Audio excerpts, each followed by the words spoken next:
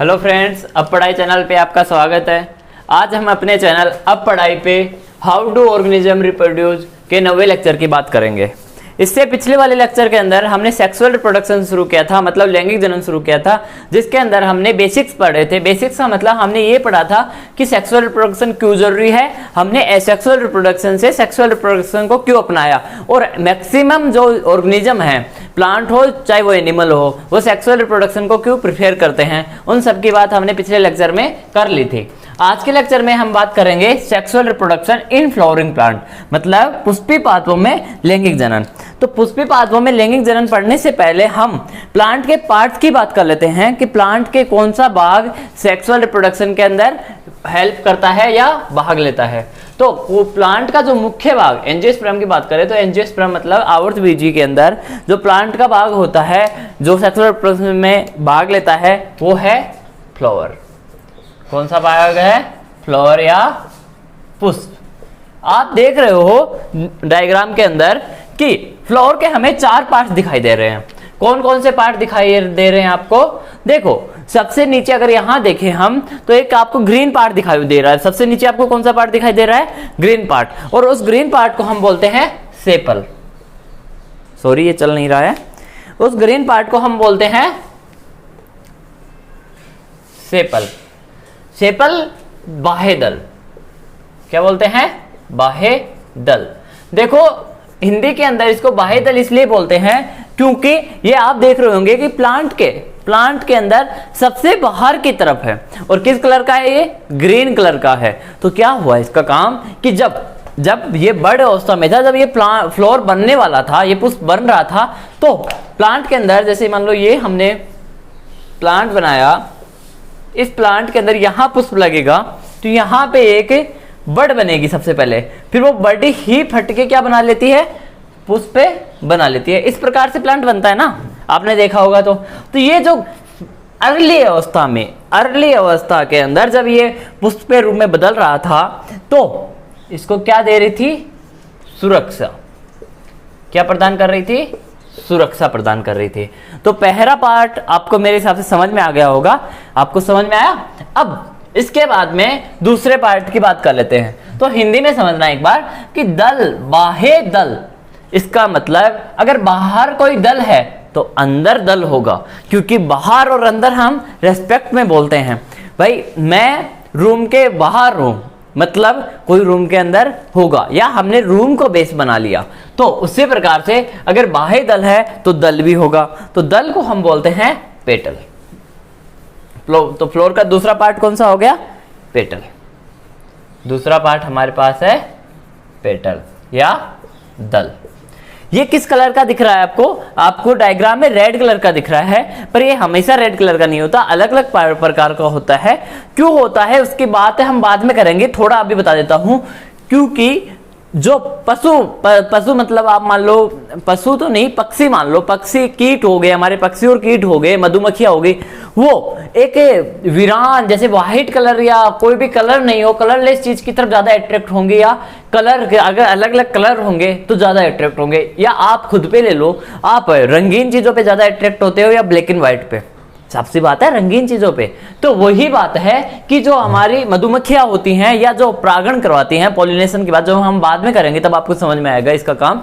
तो ये क्या करता है? ये रंग उनको आकर्षित करता है, जिसकी वजह से वो एक प्लांट से दूसरे प्लांट पर जाती हैं। याद रखना, एक प्लांट से दूसरे प्लांट पे जाती हैं। इसका आगे बहुत यूज होने वाला है इसी लेक्चर के अंदर। आखिर में बस थोड़ी हिंट दे रहा हूं, वैसे आप समझ भी गए होंगे, पर नहीं समझे तो कोई बात नहीं। दूसरे भाग का काम समझ में आया? किस कलर का होता है? ये अलग अलग कलर का हो सकता है।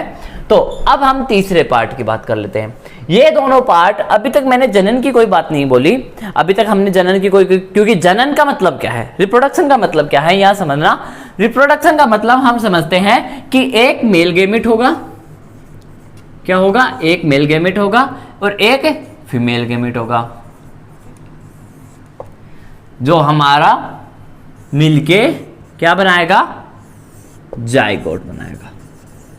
जो क्या मिलके क्या बनाएगा? जो जाइगोट बनाएगा। और ये जाइगोट जाके न्यू ऑर्गेनिज्म, आगे न्यू ऑर्गेनिज्म का फॉर्म कर लेगा। आगे फर्टिलाइजेशन, इस प्रोसेस को मेल और फीमेल गैमेट के मिलके जो जाइगोट बनाते हैं उस प्रक्रिया को हम फर्टिलाइजेशन कहते हैं। आगे इन सब की बात होगी, ऐसी कोई बात नहीं कि हम इनकी बात नहीं करेंगे। पहले अभी बताया है मैंने, एक ओवरव्यू बताया है, तो ओवरव्यू आपको समझ में आ गया। तो हमने अभी तक मेल गैमेट की बात भी नहीं की, फीमेल गैमेट की बात भी नहीं की, पर हमने फ्लोर के 2 पार्ट्स पढ़ लिए। कौन कौन से पार्ट पढ़े हमने फ्लोर के? पहला पार्ट हमने सेपल पढ़ा और दूसरा पार्ट हमने पेटल पढ़ा। अब जो तीसरा पार्ट है वो है हमारा स्टामेन, या इसे बोलते हैं पुंकेसर। इसे क्या बोलते हैं? पुंकेसर। आप डायग्राम में देख भी रहे होंगे कि पुंकेसर की कहां पे स्थिति है, सब देख लिया आपने डायग्राम में। तो पुंकेसर की बात कर लेते हैं हम, उसके बाद में चौथे पार्ट की बात करेंगे। हाँ देखो, पुंकेसर की स्ट्रक्चर किस प्रकार की होती है, मैं ये मिटा देता हूं। पुंकेसर कहां लगा हुआ आपने देख लिया। अब देखो पुंकेसर आप इस प्रकार से देख रहे होगे डायग्राम के अंदर, इस प्रकार से आपको पुंकेसर की स्ट्रक्चर दिख रही होगी, जिसके अंदर ये जो है, जो ऊपर एक फूला हुआ भाग आपको दिख रहा है, इसको हम बोलते हैं एंथर। क्या बोलते हैं? एंथर। और ये देखो फिलामेंट की तरह है या नहीं? फिलामेंट कैसा होता है? इसी प्रकार का होता है। तो मेरे यहां नहीं है कुछ भी, नहीं तो दिखा देता। इसको क्या बोलते हैं? फिलामेंट। क्या बोलते हैं? फिलामेंट। आप इसे समझ सकते हो एग्जांपल से कि जैसे ब्लब होता है, ब्लब के अंदर फिलामेंट होता है। आप हायर क्लासेस में जाओगे तो और भी चीज पढ़ोगे ब्लब के बारे में, पर ब्लब के अंदर फिलामेंट होता है। उसी प्रकार से आपको नहीं लग रहा कि फिलामेंट है। और जहां पे फिलामेंट और एंथर जुड़ रहे हैं, अगर दो चीज जुड़ रही हैं, तो इसको मैं क्या बोल सकता हूं? कनेक्टिव बोल सकता हूं, बोल सकता है नहीं? तो इसका मतलब क्या हुआ कि इस पार्ट को मैं कनेक्टिव बोल सकता हूं। तो हमारे जो स्टामेन है, उस स्टामेन के कितने पार्ट हुए? 3 पार्ट हुए। फिलामेंट को क्या बोलते हैं हिंदी में? पूतंतु। और एंथर को बोलते हैं परागकोश। क्या बोलते हैं? परागकोश। तो देखो इसे परागकोश क्यों कहते हैं? कोश मतलब होता है कोई भी घर, किसी भी चीज का घर, उसे क्या बोलते हैं हम? कोश। और पराग मतलब एंथर किसका घर है? पराग का। या हिंदी में समझ लो एक बार कि कोश मतलब घर और पराग, कि जिसके अंदर पराग कण रहेंगे उसको हम क्या बोलेंगे? परागकोश। तो यहां पे इस एंथर के अंदर क्या होते हैं? इस एंथर के अंदर क्या प्रेजेंट होते हैं? पोलन ग्रेन प्रेजेंट होते हैं। क्या प्रेजेंट होते हैं बच्चों? पोलन ग्रेन प्रेजेंट होते हैं, मतलब पराग कण प्रेजेंट होते हैं। और इन पराग कण के अंदर क्या होते हैं? 2 मेल गैमेट होते हैं। 2 मेल गैमेट होते हैं, जो क्या होती है? जर्म सेल होती है। जर्म सेल 2 प्रकार की आपको पता है, मेल गैमेट और फीमेल गैमेट। तो मेल गैमेट की बात आपको मेरे हिसाब से समझ में आ गई होगी कि मेल गैमेट कहां होते हैं? कहां होते हैं? एंथर के अंदर। एंथर किसका पार्ट होता है? स्टामेन का पार्ट होता है। कैसे याद होगा? Man, MEN, man. वैसे MEN होता है, मैन है, तो मैन से हमें पता चल गया ये कौन सा लिंग होगा? मेन वाला लिंग होगा। मतलब इसके अंदर मेल गैमेटोफाइट होगा या मेल गैमेट्स होंगे। तो बात समझ में आई? एंथर के अंदर पोलन ग्रेन होते हैं, एक पोलन ग्रेन के अंदर 2 मेल गैमेट होते हैं। 2 क्यों होते हैं इसकी बात हम आगे करेंगे, पर अभी आपने मेल गैमेट बना लिया, इतना बात समझ में आ गई? चलो ठीक है। अब हम चौथे प्लांट के चौथे पार्ट की बात कर लेते हैं। तो आप इमेज में देख रहे हो, फोटो में देख रहे हो कि जो चौथा पार्ट है वो क्या है हमारा? क्या है? पिस्टिल। पिस्टिल, या इसको हम कार्पल भी बोल देते हैं। पिस्टिल या कार्पल, हिंदी में इसको बोलते हैं स्त्री केसर। स्त्री केसर से देख लेना कौन सा आएगा। तो यहां समझ में आया पिस्टिल या कार्पल, ये क्या है? स्त्री केसर। मतलब यहां कौन सी चीज का निर्माण होगा? जो फीमेल गैमेटोफाइट है, मतलब मादा युग्मक का निर्माण होगा, जहां क्या बनेगा? अंडाणु बनेगा। तो हम उसकी बातें कर लेते हैं। अब देखो आपने डायग्राम में तो देख लिया होगा, और वैसे आपकी बुक में भी दिया हुआ है, और मैं एक बार बना भी देता हूं यहाँ पे कि किस प्रकार से उसकी स्ट्रक्चर होती है।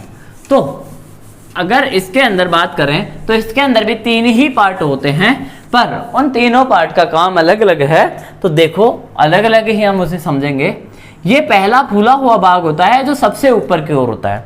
फूला हुआ भाग है जो सबसे ऊपर की ओर होता है, और ये चिपचिपा होता है। चिपचिपा क्यों होता है, इसके पीछे बहुत अच्छा कारण है। क्यों? क्योंकि पोलन ग्रेन जो है कहां बने थे? पोलन ग्रेन हमारे स्टामेन पे। तो ये पोलन ग्रेन यहां से कहां जाएंगे? फीमेल के पास जाएंगे। मेल ही चल के फीमेल के पास जाता है। तो यहां पे मेल गेमेट जो बने, मतलब स्टामेन में जो पोलन ग्रेन बने वो कहां तक जाएंगे भैया? फीमेल के पास जाएंगे। तो वहां पे अगर चिपचिपी चीज नहीं होगी तो वो उड़ जाएंगे। अगर मान लो यहां पे कोई भी स्टामेन से हमारे पोलन ग्रेन आते हैं और ये चिपचिपी नहीं रहेगी तो यहां से पोलन ग्रेन उड़ जाएंगे। तो क्या फर्टिलाइजेशन हो पाएगा? नहीं हो पाएगा।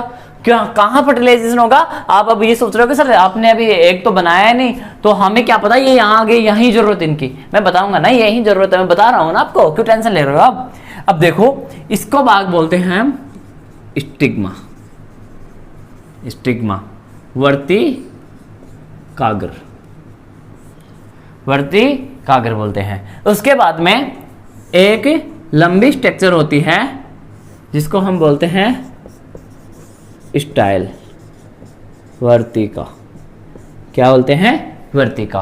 और नीचे फिर से एक फूली हुई स्ट्रक्चर होती है जिसको हम बोलते हैं ओवरी, मतलब अंडाणु। अंडा से क्या बोलते हैं?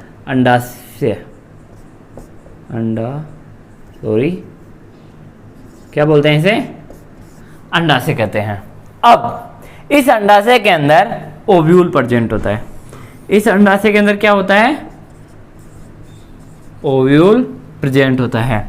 और इस ओव्यूल के अंदर हमारा फीमेल गेमेटोफाइट प्रेजेंट होता है।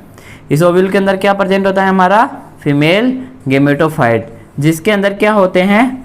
मादा युग्मक। इसके अंदर फीमेल गेमेटोफाइट है जो क्या है? इसके अंदर क्या है? एग सेल है या मादा कोशिका है। ये भी क्या है? हमारी जर्म सेल है, फीमेल जर्म सेल, मादा कोशिका जो भी क्या है? Germ cell. तो जर्म सेल दो होती हैं, एक हमारे पोलन ग्रेन थे और दूसरी ये एग सेल होगी।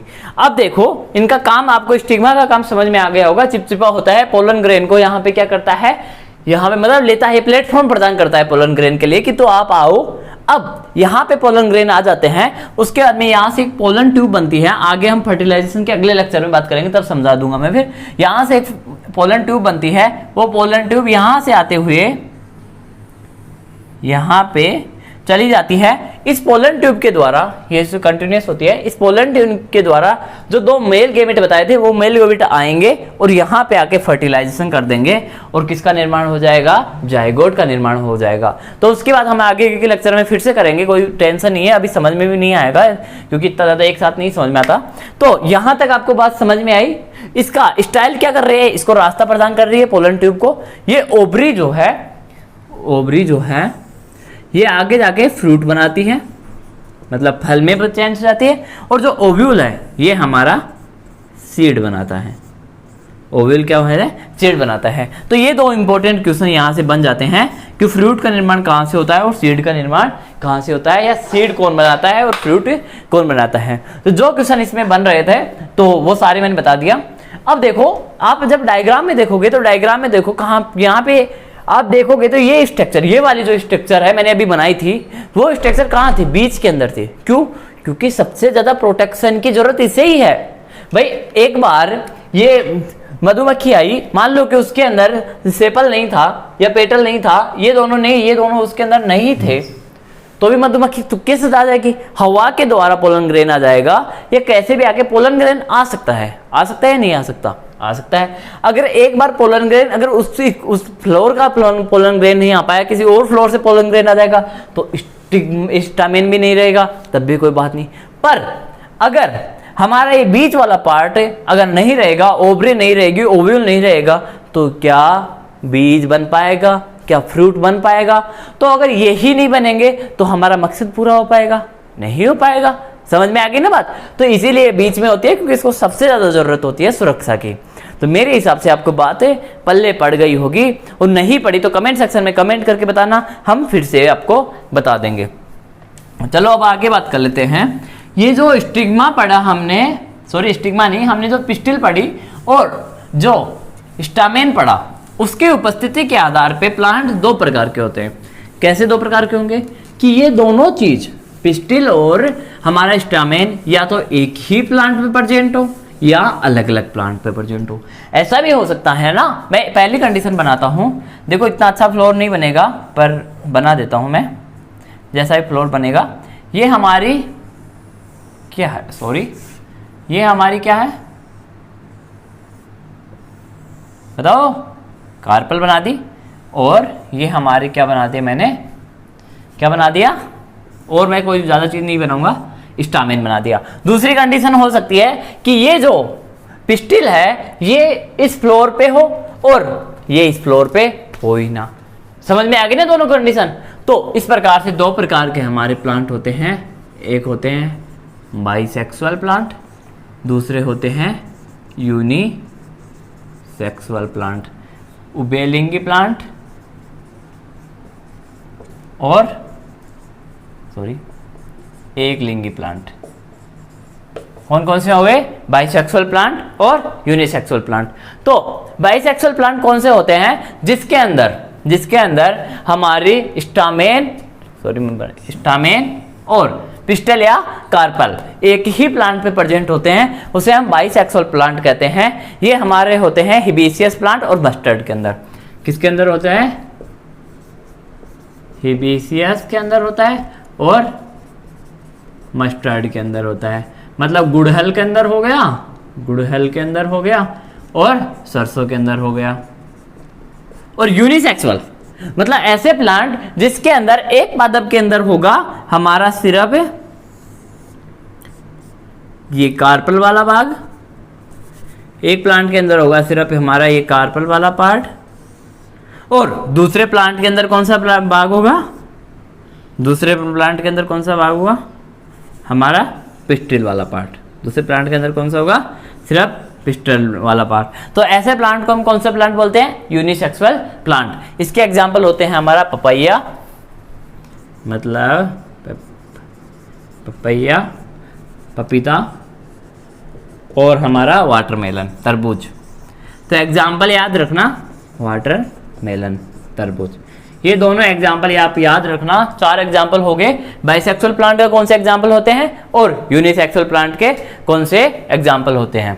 तो ये मेरे हिसाब से आपको याद भी हो गए होंगे। बाइसेक्सुअल, अब बिना देखे बोलो, बाइसेक्सुअल प्लांट के हिबिस्कस और मस्टर्ड, यूनिसेक्सुअल प्लांट के बताओ पपैया और वाटरमेलन, तरबूज। तो मेरे हिसाब से एग्जाम्पल आपको याद हो गए होंगे। तो यहां तक तो मेरे हिसाब से कोई प्रॉब्लम नहीं आई होगी।